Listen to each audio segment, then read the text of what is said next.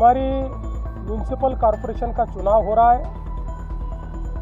हमारे लोकतंत्र की एक ऐसी इकाई है जिसको हम लोकतंत्र की मूलगामी आधारशिला कह सकते हैं।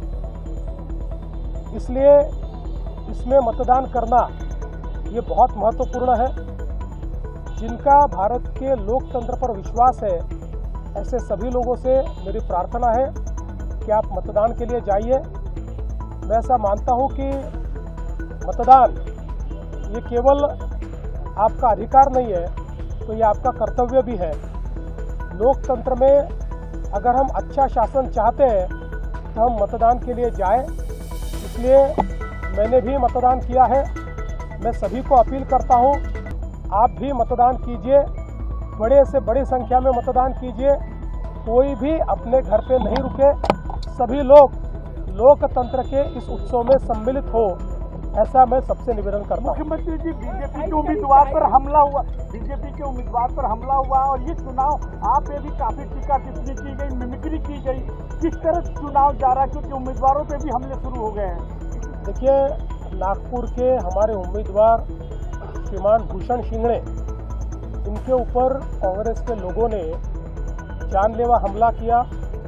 उनका हाथ टूटा, उनके पैरों पर भी चोट आई है, सिर पर भी चोट आई है, साथ में जो थे उनका भी सिर फूटा है।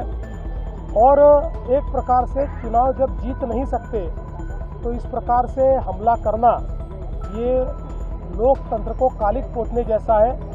लेकिन इसका जवाब जनता देगी।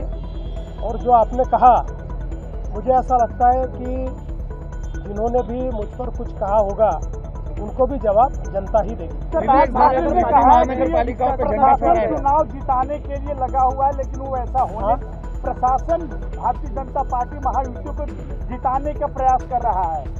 मुझे ऐसा लगता है कि अभी विपक्ष ने नई स्क्रिप्ट लिखनी चाहिए।